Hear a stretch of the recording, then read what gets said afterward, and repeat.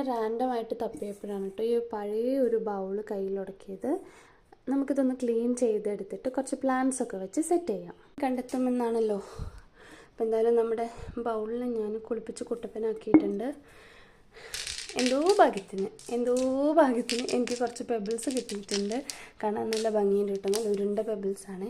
പിന്നെ മമ്മീനെ സോപ്പിട്ട് കുറച്ച് ചെടികളും പൊട്ടിച്ചെടുത്തിട്ടുണ്ട്. ഒട്ടും കുറയ്ക്കേണ്ടെന്ന് വിചാരിച്ചിട്ട് വെള്ളം ഫിൽറ്റേർഡ് വാട്ടർ തന്നെ എടുത്തിട്ടുണ്ട്. നല്ല ക്ലാരിറ്റിയിൽ കിടക്കട്ടെ എന്ന് വിചാരിച്ചു. ഓക്കെ, അപ്പം നമുക്ക് നമ്മുടെ പ്രൊസീജിയേഴ്സ് ഒന്ന് ട്രൈ ചെയ്യാം. ആദ്യം ഞാൻ പെബിൾസ് എടുത്ത് ബൗളിൻ്റെ അടിയിലേക്ക് ജസ്റ്റ് വെച്ച് കൊടുത്തു. ഒത്തിരി പെബിൾസൊന്നും ഇല്ലാത്തതുകൊണ്ട് അതൊരു മിനിമലിസ്റ്റിക് ലുക്ക് ആയിക്കോട്ടെ എന്നൊക്കെ പറഞ്ഞ് നമുക്ക് സമാധാനിക്കാം. കുറച്ച് അധികം ഉണ്ടായിരുന്നെങ്കിൽ ഞാൻ അധികം ഇടുമായിരുന്നു. ചെടികളാണ് കേട്ടോ. ഇതൊക്കെ ഇതിൻ്റെ അളവിനനുസരിച്ച് കട്ട് ചെയ്ത് മുറിച്ചിട്ട് വേണം വെക്കാനായിട്ട്. ഞാനത് കട്ട് ചെയ്തിട്ട് ബാക്കി നമുക്ക് വീഡിയോയിൽ കാണിക്കാം. 3 ടൈപ്പ് ചെടികളാണ് ഞാൻ എടുത്തിട്ടുള്ളത്. ഒന്ന് നമ്മുടെ യൂഷ്വൽ മണി പ്ലാന്റ് ആണ്.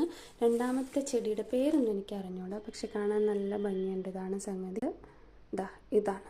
ഓക്കെ, ഇത് 3ഉം എനിക്ക് ഇലച്ചെടികളോട് ഭയങ്കര താല്പര്യമാണ്.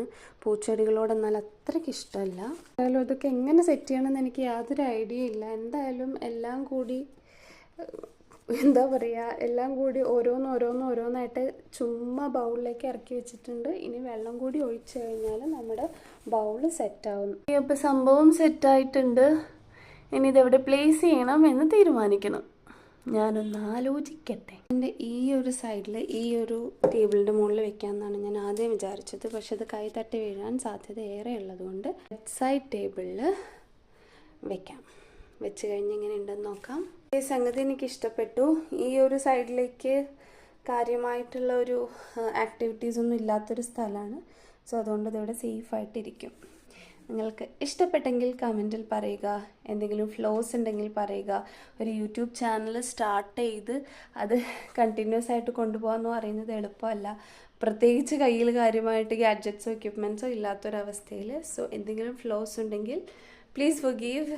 ആൻഡ് ഇഷ്ടപ്പെട്ടെങ്കിലും ഇല്ലെങ്കിലും ഒരു കമൻറ്റ് ഇട്ട് തരാം. ഒരു കമൻറ്റ് ഇട്ട് ഹെൽപ്പ് ചെയ്യാം, അങ്ങനെ പറയാം.